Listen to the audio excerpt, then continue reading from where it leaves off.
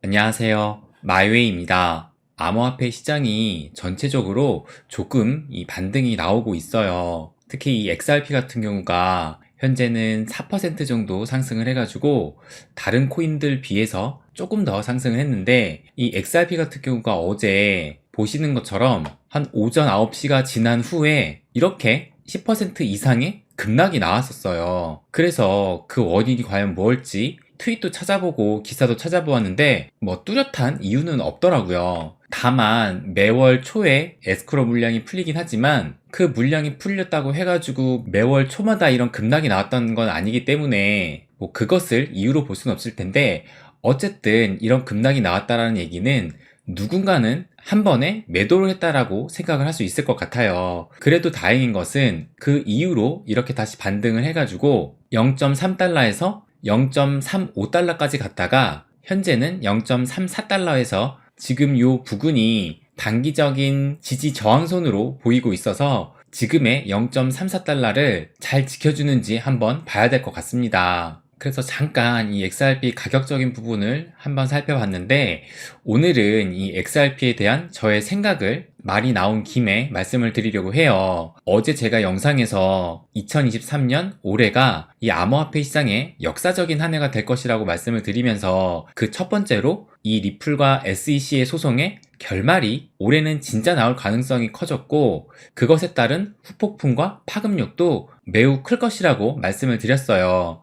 왜냐하면 이 증권성 이슈가 리플만 적용되는 것이 아니기 때문에, 그래서 이 리플 홀더가 아닌 사람들도 이 리플 SEC 소송에는 많은 관심을 가지고 있습니다. 그리고 제가 이 멤버십 텔레그램 방에는 저의 생각들을 수시로 공유하고 말씀드리고 있는데, 지난 12월 1일에 이 리플 소송이 올 3월에 약식 판결 결과에 대한 전망이 나올 것이라는 이 기사를 공유를 하면서 이 소송 합의에 대한 저의 생각을 이렇게 말씀을 드렸어요.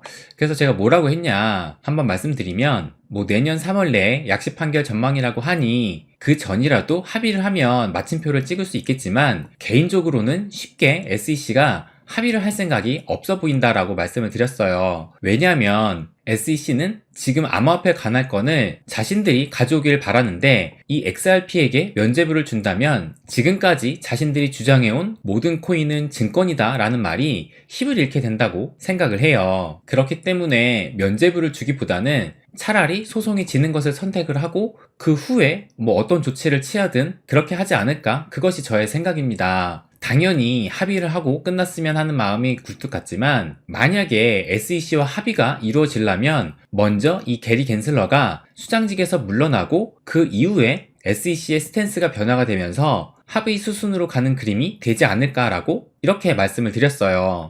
그런데 어제 존 디튼 변호사도 합의로 끝나지 않을 것이라는 것을 언급을 했습니다. 그래서 뭐라고 했냐, 그것을 한번 보여드리면, 그보다 먼저 이 존 디튼 변호사가 작년 연말에 12월 28일에 이 리플과 SEC 소송이 어떻게 결말이 나올 것 같냐라는 이런 투표 글을 올렸는데, 그래서 18,000명이 투표를 했고 59%는 합의로 끝날 것이라 예상을 했고 한 40%는 판결로 끝이 날 것이다 라고 예상을 했어요. 그러면서 이 투표 결과에 대해서 어제 이 존 디튼 변호사가 자신의 생각을 밝혔는데, 보시면 이 나의 생각으로 이메일, 여기서는 그 흰먼 이메일을 말하는 거예요. 그 흰먼 이메일이 리플에게 극도로 가치 있는 것이었거나 SEC에게는 극도로 해를 입히는 그런 자료였다면, 이 SEC는 이메일과 뭐 초안, 코멘트 등을 넘기기 전에 합의를 할 것이다 라고 이 존 디튼 변호사는 생각을 했다고 해요. 그런데 그런 일은 발생하지 않았다라고 하면서, 그래서 자신은 이 합의보다는 판결로 소송이 종료될 것이다 라고 얘기를 했어요. 그만큼 이 존 디튼 변호사는 이 흰먼의 이메일 자료를 합의에서 가장 중요한 열쇠로 여겼다라는 겁니다. 그럼 왜 이 흰먼 자료가 중요하냐, 그것도 한번 말씀을 드리면,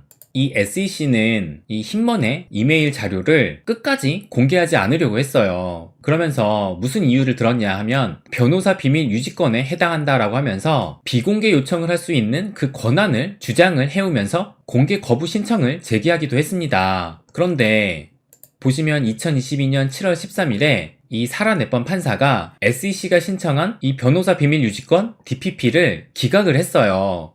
그러면서 이 내번 판사는 SEC가 위선적이다라는 이런 말까지도 하기도 했습니다. 그런데 또 이 SEC는 여기에서 굴하지 않고 올해 7월 22일에 다시 한번 이 법원에다가 힘먼 연설을 공개하는 것에 대해서 이의를 제기를 했어요. 그래서 끝까지 이 SEC는 이것을 비공개하려는 노력을 해왔습니다. 그럼에도 보시는 것처럼 앞서는 이 사라내번 판사가 판결을 내렸는데 이제는 그 상위 판사인 토레스 판사가 작년 9월에 힘먼 문서를 공개하라고 명령을 내렸습니다. 그래서 이때가 9월 30일인데 이때쯤에 이 리플의 가격도 보시는 것처럼 9월 말부터 해가지고 이렇게 400원대에서 거의 700원, 800원대까지 큰 움직임이 나왔던 때이기도 해요. 그만큼 이때는 이 소송에 대한 기대가 긍정적으로 흐르고 있었고 그것이 이 가격에도 어느 정도 반영이 되었다라고 볼 수 있을 것 같아요. 그래서 결국에는 작년 10월 21일에 이 SEC는 힘먼 연설 자료를 리플 측에 전달을 하게 돼요. 그러면서 리플이 승소에 가까워졌다라는 그런 평가를 받게 됩니다. 그런데 이 제출한 힘먼 연설 사본을 보니까 수정된 흔적도 많아 보이고 또 이마저도 보시면은 2022년 작년 12월 26일이니까 며칠 안 된 건데 이 SEC는 힘먼 연설을 끝까지 이 봉인 신청을 하면서 대중들에게는 비공개하려고 이렇게 법원에 신청을 했다고 해요. 그래서 이 커뮤니티에서는 비판이 쇄도하고 있다라는 이런 기사까지 나왔어요. 아무튼 이렇게 SEC는 이 힘먼 자료를 어떻게 해서든지 끝까지 공개하지 않으려고 했고 하지만 결국에는 이 리플 측에는 자료를 넘기게 되었어요. 그렇지만 내용은 수정을 한 흔적도 보이고 또 대중에게는 끝까지 공개하지 않으려고 하고 있습니다. 그래서 이 SEC가 이 리플 측한테 힘먼 자료를 제출한 그날에 이 빵형이 뭐라고 트윗을 올렸냐면 SEC는 당신이 그러니까 대중들이 SEC를 감추는 것 없고 투명하고 명확성을 지닌 기관이라고 여기길 바라지만 진실이 결국에 밝혀진다면 이 그들 그러니까 SEC의 위선적인 행동에 당신은 충격을 받을 것이다 라고 이렇게 트윗을 올렸습니다. 그래서 이 힘먼 자료가 얼마나 대단한 내용이 있을지 아직 공개되진 않았지만 그렇기 때문에 이 존 디튼 변호사는 합의를 한다면 그 합의의 시점은 힘먼 이메일을 공개하기 전에 합의를 할 것이다 라고 생각을 했다고 해요. 그런데 결국 이 합의를 선택하는 대신 그냥 이메일을 제출을 해버렸고 그러면서 또 뭐라고 하냐면 불행하게도 갠슬러의 마인드에는 이 리플과의 합의는 없어 보인다라고 말을 해요. 그래서 합의로 끝날 것 같지 않다라는 저의 생각과 이 존 디튼 변호사의 생각도 일치를 해서 말씀을 드렸는데 물론 합의에 대한 가능성도 여전히 있을 거예요. 그리고 이 민사소송 대부분이 90% 이상인가? 합의로 결론 났다고 해서 이번 건도 합의로 예상한다라는 시각이 많은데 그리고 실제로 이 SEC는 그런 합의를 통해서 돈을 뜯어왔습니다. 그런데 이번 이 리플 소송은 돈의 문제가 아닐 거예요. 만약 이 SEC가 돈이 문제였다면 이미 지금 리플사가 얼마나 많은 돈을 가지고 있는지 SEC도 잘 알고 있을 것이고 적당히 겁을 주면서 돈을 뜯어냈을 것이라고 봅니다. 그런데 이 SEC가 바라는 것은 이 암호화폐에 대한 주도권, 관할권이에요. 여기에서 이 XRP에게 증권이 아니라는 면죄부를 줘버리면 다른 알트들도 이 규제를 할 수 있는 명분이 사라지게 된다고 봅니다. 그래서 이번 이 SEC 소송은 돈이 문제가 아니라 밥그릇 싸움이라고 생각을 합니다. 그러니까 이 FTX 사태가 터진 후에 보시는 것처럼 12월 13일에 SEC가 FTX 전 CEO 이 샘 뱅크만 프리드를 사기 혐의로 기소를 했고 또 마찬가지로 동일한 이 12월 13일 날짜에 이 CFTC 역시 샘 뱅크만 프리드와 FTX 알라메다한테 소를 제기를 했어요. 이렇게 지금 SEC와 CFTC가 이 암호화폐 관할권을 두고 서로 자기 밥그릇 챙기기를 하고 있다라는 거예요. 그런데 한 가지 우려스러운 점은 이 FTX 사태 이전까지만 해도 이 기사를 보시면 작년 10월 15일인데 이때만 해도 암호화폐 규제 법안이 이르면 6개월 내 통과가 되면서 CFTC한테 규제 권한을 부여하는 이런 법안이 언급이 되면서 이 분위기가 좀 CFTC 쪽으로 넘어가는 분위기였어요. 그래서 이 정치권 인사도 SEC보다 CFTC 편에서 말을 했고 실제 법안도 이런 쪽으로 만들어졌습니다. 이것이 전부 로비의 결과였어요. 이 CFTC한테 규제 권한을 부여한다라는 이런 기사가 10월 15일에 나왔는데, 보시면 10월 19일 며칠 뒤에 이 FTX 창업자 이 샘 뱅크먼 프리드가 CFTC한테 암호화폐 현물 규제권을 부여하는 법안은 업계에 긍정적인 영향이다 라고 공식적으로 지지하는 이런 트윗을 올렸습니다. 그런데 이렇게 로비를 잘하던 이 FTX가 무너지게 된 거예요. 그러니까 이 암호화폐에 대해서 반대파인 한 의원이 샘 뱅크먼 프리드는 CFTC의 베이비 규제를 원했다라고 하면서 때문에 SEC를 암호화폐 외부에 두도록 로비를 했다라고 이런 말을 합니다. 그러니까 이렇게 로비를 하던 이 FTX가 결국 어이없게 그것도 하루아침에 무너져 버린 거예요.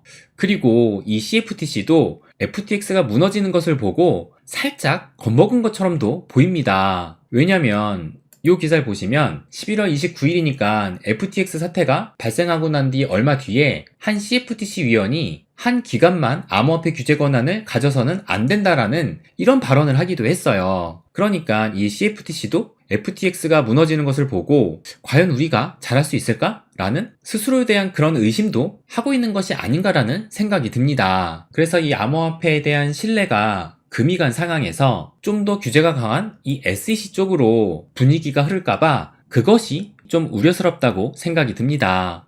그럼 이 합의가 아닌 판결로 간다면 리플이 승소를 할 수 있을까? 또 그것이 궁금하잖아요. 일단 이 제레미 호건 변호사는 이것도 제가 한번 언급을 했는데 지난달 10일에 리플의 승소 가능성을 50.1%로 보고 SEC의 승소 가능성은 29.9%라고 봤어요. 그래서 그 이유가 뭐냐면 이 리플은 투자 행위가 이루어지지 않았기 때문에 투자 계약이라는 개념 자체가 성립되지 않아서 승소 가능성이 있다고 보고, 다만 법원이 리플이 자신들의 비즈니스를 위해 XRP를 판매했다는 점을 인정을 했을 때는 SEC의 승소도 있을 수 있다라고 말을 했습니다. 그리고 저 역시 이 합의는 힘들더라도 결국에는 이 리플의 승소 가능성이 좀 더 높다고 생각을 해요. 뭐 패소도 어느 정도 염두에 둘 수도 있겠지만 이 미국이라는 나라가 어떻게 보면 이 XRP가 미국의 대표적인 코인인데 미국이 미국 스스로 미국의 암호화폐를 죽이는 선택을 과연 할까? 라고 생각을 했을 때 그런 선택을 할 가능성은 낮다고 보고 있습니다. 그래서 우리가 모르는 이 수면 아래에서 상당한 많은 이야기가 오고 가고 있을 것이라고 저는 생각을 해요. 뭐 당연히 저도 합의가 되면 가장 좋다고 생각을 해요. 다만 이 현재 이 SEC의 스탠스를 볼 때 단순히 민사소송의 확률이 합의로 더 많이 끝났다고 해서 이번에도 그럴 것이다 라고 기대하는 것은 이 SEC에게 잃을 것이 너무 크다고 보여져요. 뭐 그럼에도 불구하고 결국에는 극적인 합의도 연출될 수가 있고 또 둘 다 좋은 그림으로 마무리를 하려면 합의가 베스트라고 생각을 합니다. 어쨌든 올해는 그 결론이 날 것으로 보입니다. 언제 결론이 날지는 모르겠지만 이제 거의 막바지에 온 만큼 긍정적인 생각으로 함께 지켜봅시다. 네, 그럼 오늘은 여기까지 하겠습니다. 항상 제 이야기 끝까지 들어주셔서 감사드립니다. 부자가 되는 길, 마이웨이.